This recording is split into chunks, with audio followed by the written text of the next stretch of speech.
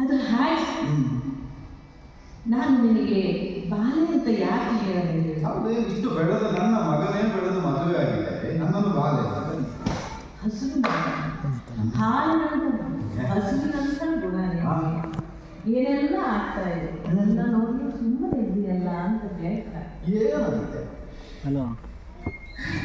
ನಾನು ತುಂಬಾನೇ ನೆನೆಸಿದೆ. ನಾನು ಇಷ್ಟು ಆತುರಾತುರವಾಗಿ ಬರ್ತಾ ಇದ್ದೇನೆ, ಮಂಚನೆ ಬಂದು ಅಂತ ಹೇಳಿದ್ರೆ ಅದರಲ್ಲೂ ಇಷ್ಟು ಆತುರಾತುರವಾಗಿ ಬರ್ತಾ ಇದ್ದಾಳೆ ಅಂತ ಹೇಳಿದ್ರೆ ಏನೋ ಇರಬಹುದು ಅಂತ ಕುತೂಹಲದಿಂದ ನೀನು ನನ್ನ ಏನಾದರೂ ಕೇಳ್ತಿ ಅಂತ ಮಾಡಿದ್ದೆ. ನೀನು ಏನನ್ನೂ ಕೇಳಲಿಲ್ಲ. ವಿಶೇಷ ಏನು? ಅಯ್ಯೋ ದೇವರೇ, ಎಲ್ಲ ಇರುತ್ತೆ ಒಂದು ಅರ್ಥದಲ್ಲಿ ಸ್ವರ್ಗದ. ನಾನು ಇವತ್ತು ಬೆಳಗ್ಗೆನೆ ಬೇಗ ಎದ್ದು ಅರಮನೆಗೆ ಬಂದು ಎಲ್ಲ ಕೆಲಸ ಕಾರ್ಯಗಳನ್ನು ಬೇಗ ಬೇಗ ಮುಗಿಸ್ಬೇಕು ಅಂತ ಮಾಡಿ ಸ್ವಲ್ಪ ತಡ ಆಯ್ತು. ನೆನಪುತ್ತದೆ, ನನಗೆ ಜವಾಬ್ದಾರಿ ಬಹಳ ಇತ್ತು, ಹೊಣೆಗಾರಿಕೆ ಇದ್ದು. ಹೌದಪ್ಪ, ನಿನಗಿರೋ ಹೊಣೆಗಾರಿಕೆಗೆ ನೀನು ನಿಜವಾಗಿ ಆಗಿರ್ಬೇಕು, ನೀನೇ ಮಂತ್ರಿ ಆಗಬೇಕು. ಹೌದಾ? ಹೌದು, ಇವು ದಟ್ಟು ಉಂಟು. ಈ ಹೊಣೆಗಾರಿಕೆ ಅಂದರೆ ಹೇಗಿರ್ತದೆ? ಈ ಹೊಣೆಗಾರಿಕೆಯನ್ನು ನಾನು ನಿರ್ವಹಿಸಬೇಕು ಅಂತ ಹೇಳಿದರೆ ಮೈಯೆಲ್ಲ ಎಚ್ಚರವಾಗಿರಬೇಕು, ಕಣ್ಣೆಲ್ಲ ಮೈಯೆಲ್ಲ ಕಣ್ಣಾಗಿರಬೇಕು, ಪ್ರತಿಯೊಂದನ್ನು ಗಮನಿಸಿ ನೋಡಬೇಕು. ಹೌದಾ ಇಲ್ಲೋ? ಹಾಗೆ ನಾನು ಹೌದು ಹಾಗೆ ನೋಡ್ತಾ ಬರ್ತಾ ಇರ್ತೇನೆ.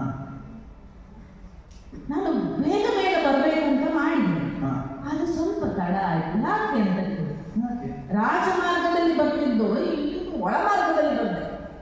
ಎಲ್ಲಿಂದ? ಒಳಮಾರ್ಗದಲ್ಲಿ.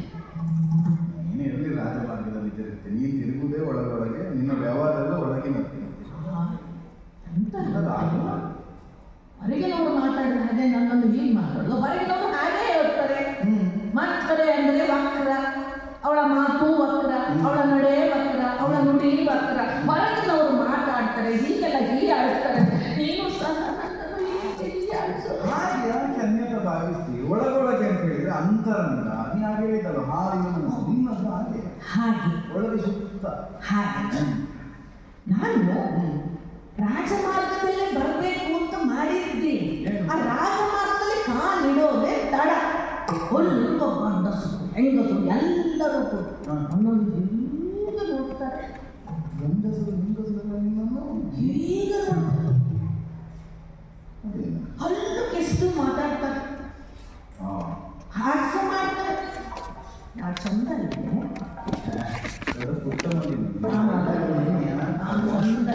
ನಾನು ಮಾತಾಡೋದಕ್ಕೆ ನಾನು ಕನ್ನಡಿಯೇ ಬೇಕು. ಕನ್ನಡಿಗೆ ನಾಚಿಕೆ ಹೌದಲ್ಲೇ? ಅವ್ರು ಹಾಗೆ ನೋಡಿದ್ರೆ ಅವ್ರ ಕಣ್ಣು ಹಾಳಾಗಲಿ, ನನಗೇನಾಗಬೇಕಾಗಿದೆ? ಅವ್ರು ನನಗೆ ದೃಷ್ಟಿ ಆಗ್ತದಲ್ಲೇ. ಹೌದು, ಅವರು ಔಷಧಿ ಹೀಗೆ ನೋಡಿದ್ದಿಲ್ಲ, ಇದು ಈ ಲೋಕದಲ್ಲ ಅಂತ ನೋಡಿದ್ಬೇಕು. ಹಾಗಾದ್ರೆ ದೇವ ಲೋಕದಲ್ಲಿ ನಾನು ಅದಕ್ಕೆ ನಾನೇನು ಮಾಡಿದೆ, ಈ ಮಾರ್ಗದಲ್ಲೇ ಬೇಡ, ಒಳ ಮಾರ್ಗದಿಂದ ಬರ್ತೀನಿ. ಒಳ ಮಾರ್ಗದಿಂದ ಬರಬೇಕಂದ್ರೆ ನನಗೊಂದು ಆಶ್ಚರ್ಯಕಾಗಿತ್ತೆ.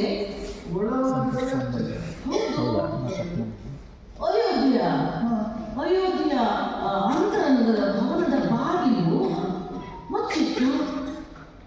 ನಮ್ಮಲ್ಲಿ ಲೋಕಾಂತ ಏಕಾಂತ ಅಂತ ಇಲ್ಲ, ಅಯೋಧ್ಯೆಯಲ್ಲಿ ಏಕಾಂತವೇ ಇಲ್ಲ. ಇರುವ ಅಂತರಂಗ ಭವನವನ್ನು ತೆರೆದದ್ದೇ ಇಲ್ಲ. ಇವತ್ತು ತೆರೆದು ಯಾರು ಒಳಗೋಗಿ ಮುಚ್ಚಿಲ್ಲ. ಹೌದು, ಸರಿ ಮಾಡಿದ್ಯಾ? ಹೌದು, ಅಂತರಂಗದ ಬಾಗಿಲು ಮುಚ್ಚಿತ್ತು. ಅಲ್ಲಿ ಶಬ್ದ ಕೇಳ್ತಿತ್ತು, ಕುಸು ಕುಸು ಪಿಸು ಪಿಸು ಪಿಸು ಪಿಸು ಕುಸು ಕುಸು ಕುಸು ಕುಸು ಪಿಸು ಕುಸು ಮಾತಾಡ್ತಾ. ಯಾರ ಒಳಗೆ ನಿನ್ನಾಗ ಹೆಂಗಸರಿರ್ಬೇಕು? ಈ ಸೀರೆ ಬಣ್ಣ ಚಂದ ಉಂಟ, ಬಣ್ಣ ಚಂದ ಉಂಟ ಅಲ್ಲೇ ಹೆಣ್ಣು ಮಕ್ಕಳು ಮಾತಾಡಲಿಕ್ಕೆ ಅಂತರಂಗದ ಭವನದ ಬಾಗಿಲುಗಳನ್ನು ಕೊಟ್ಟಿಯಬೇಕೇನು? ಹಾಗಲ್ಲ ಅದು.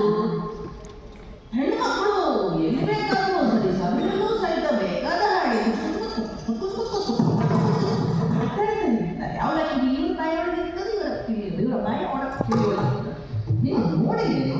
ಹಾಗೆ ಮಾತಾಡೋದ್ರಿಂದಲೇ ಅವರಿಗೆ ಮಾತೇ ಇರುತ್ತೆ, ಹೆಚ್ಚು ಮಾತಾಡೋದ್ರಿಂದಲೇ ಇವರು ಮಾತೇ. ಹೌದಾ? ಆಗ ಇಲ್ಲಿ ಒಳಗೆ ಮಾತಾಡ್ತಿದ್ದು ಮಾತೆಯರಲ್ಲ. ನೋಡಿದ? ಅಯ್ಯೋ, 3 ಜನ ಮುದುಕರೇ ಇದ್ರು. ಹೌದು, ಇಲ್ಲ. ನಾನು ಅಂದರೆ ಒಬ್ಬನು ಮುದುಕ ಅದೇ ನಿನ್ನ ಗಂಡ. ಎಲ್ಲಿ ಮಾತಾಡ್ತೀನಿ ಅಂತ ಪ್ರಜ್ಞೆ ಉಂಟಾ ನಿಮಗೆ? ಯಾವುದು? ಸಾಕೇತ ಶ್ರೀಮಂತಿನ ನನ್ನ ಅರಸನ ಏಕವಚನದಲ್ಲಿ ಮಾತಾಡಿ. ಚಕ್ರವರ್ತಿಯ ಸರತ ಸಮ್ರಾಟ. ಅಯೋಧ್ಯ ಚಕ್ರವರ್ತಿ ದಶರಥ ಮಹಾರಾಜರು ಕುಳಿತು ಕಳೆದಲ್ಲ. ಹೌದಾ? ಅವರೊಟ್ಟಿಗೆ ಇದ್ದ ಯಾರು ರಾಜಗುರುವೇ ಅನಿಷ್ಟ ನೀನು ವಸಿಷ್ಠ. ವಸಿಷ್ಠ ನನ್ನವರಿಗೆ ಅದೇ. ಮತ್ತೆ ಇನ್ನೊಬ್ಬ ಮಾತಿಗೂ ಹೆಚ್ಚು ಮಾತಾಡ್ತಾನಲ್ಲ ಎಂತ ಮಂತ್ರಿಯ? ಮಂತ್ರಿಗಳೇ ಇತ್ತು ಮಾತಾಡಿ. ನಮ್ಮಲ್ಲಿ ಅಷ್ಟ ಮಂತ್ರಿಗಳಿಗೆ ಯುದ್ಧದಲ್ಲಿ ಕಡಿಮೆ ಮಾತಾಡುದು. ಕೆಲವು ಮಂತ್ರಿಗಳು ಮಾತಾಡೋದು ಕೇಳಬೇಕು. ಅದಕ್ಕೆ ಇನ್ನು ಮುಂದೆ ಉಳಿದವರು ಇರುವುದೇ ಅದಕ್ಕಲ್ವಾ, ಅವರಿಗೂ ಗೊತ್ತಿರ್ತದೆ. ಆ ಮೂವರು ಒಳಗೆ ಕುಳಿತು ಕುಚು ಕುಚು ಕುಚು ಕುಚು ಕುಚು ಕುಚು ಮಾತಾಡ್ತಿದ್ದಪ್ಪ. ವಸಿಷ್ಠರು ಮತ್ತು ಮತ್ತು ಮಂತ್ರ. ಹೌದು, ಏನಂತೆ ಮೊದಲು ಕೇಳಿಲ್ಲ. ಹಾಗೆ ಬಾರಿಗೆ ಕಿವಿ ಮಾಡಿ ನಿಂತ್ರೆ ನಿಂತ್ರೆ ಸಣ್ಣದಾಗಿ ಮಾತಾಡಿದ್ರು ಚಂದ ಮಾಡಿ ನಾನು ಕಿವಿಯನ್ನು ಹೋಗ್ಲಿಕ್ಕೆ ಶುರುವಾಯ್ತು. ಸುಳ್ಳು ಹೇಳ್ತಾ ಇದ್ದೀಯ? ಯಾಕೆ? ನಿನಗೆ ಸರಿ ಕಿವಿಯೇ ಕೇಳುವುದಿಲ್ಲ. ನಿಮಗೆ ಒಳಗೆ ಪಿಸ ಪಿಸ ಕುಸು ಕುಸು ಮಾತಾಡ್ತೀವಿ.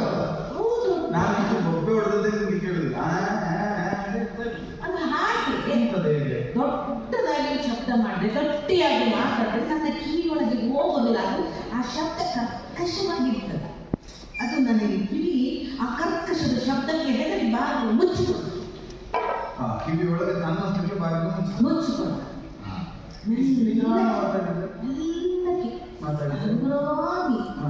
ಸಣ್ಣಕ್ಕೆ ಮಾತಾಡಿದ್ರೆ ಚಂದ ಕೇಳ್ತದೆ. ಅದರಲ್ಲಿ ವಿಷಯ ಇರ್ತದೆ, ಆ ಮಾತಿನೊಳಗೆ ವಿಷಯ ಇರ್ತದಲ್ಲ, ಆ ವಿಷಯ ಮೆಲ್ಲಗೆ ಹೋಗಿ ಮೆದುಳಿಗೆ ಇರ್ತದೆ. ಆಗ ನನ್ನ ಕಿವಿ ಒಳ್ಳೆಯ ಮಾತು ಸಣ್ಣಗೆ ಮಾತಾಡಿದ್ರೆ ಹಾಗೆ ಕರ್ಕೊಳ್ತದೆ. ಗಟ್ಟಿ ಮಾತಾಡಿದ್ರೆ ಅಲ್ಲೇ ನೀನು ಮಾತ್ರ ಅಲ್ಲ, ನಿನ್ನ ಕಿವಿಯು ನಿನಗಿಂತ ಬುದ್ಧಿ. ನಾನು ಕೇಳಿಸಿಕೊಂಡೆ. ದೇವರು ದೊಡ್ಡವರು, ಎರಡೇ ಕಿವಿ ಕೊಟ್ಟಿದ್ದಾನೆ. ಆ ಎರಡೂ ಕಿವಿಯನ್ನು ಆಲಿಸಿ ಕೇಳಿದೆ ನಾನು. ಎರಡೂ ಕಡೆ ಎಂತ ಹೇಳ್ತೀವಿ ಗೊತ್ತಾ?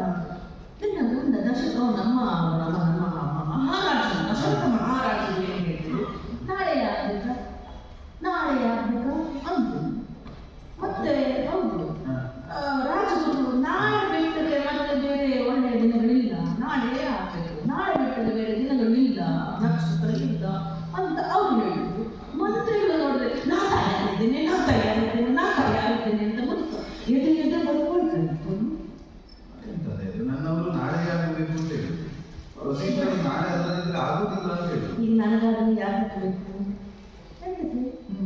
ಮೂರನೇ ವಿಷಯ ನಮಗೆ ಇನ್ನ ಒಳ್ಳೆಯ ಪಾಯ. ಪೂರ್ಣ ಹೇಳುವುದೂ ಇಲ್ಲ, ಕೇಳಿದ್ದನ್ನೆಲ್ಲ ಬಿಡುವುದೂ ಇಲ್ಲ. ಕೇಳುವಷ್ಟು ಕೇಳಿದ್ದು ಇಲ್ಲಿ ಬಂದು ನನ್ನದೇ ವಿಷಯ, ನನ್ನ ಗಂಡನದ್ದು, ನನ್ನ ಮನೆಯದ್ದು. ಮೂರನೇ ಒಂದು ಇಷ್ಟು ಹೇಳಿದ ಮೇಲೆ ನನಗೆ ಕುತೂಹಲ ತಡೆಯುವಾಗ ನೀನು ಎಂತ ಅಂತ ಹೇಳಿ ಆಯ್ತು ಹೇಳ್ತೇನೆ. ಮೂವರು ಒಳಗೆ ನಾಳೆ ಆಗಬೇಕು ಅಂತದ್ದು ಏನು? ಕೌಸಲ್ಯ ಇದ್ದಾಳೆ. ಕೌಸಲ್ಯ ಅಕ್ಕ. ನಿನ್ನ ಅದೇ ನಿನಗೆ ಗಂಟಲಲ್ಲಿ ಸಿಗ್ತದ ಹಾಗೆ? ಅದು ಸಿಕ್ಕುಂಟಲ್ಲ ನನಗೆ ಗಂಟಲಲ್ಲಿ. ನಿನಗೆ ಕೌಸಲ್ಯ ಆಗಲೇ ಸಂದರ್ಭದಲ್ಲಿ ಹಾಗೆ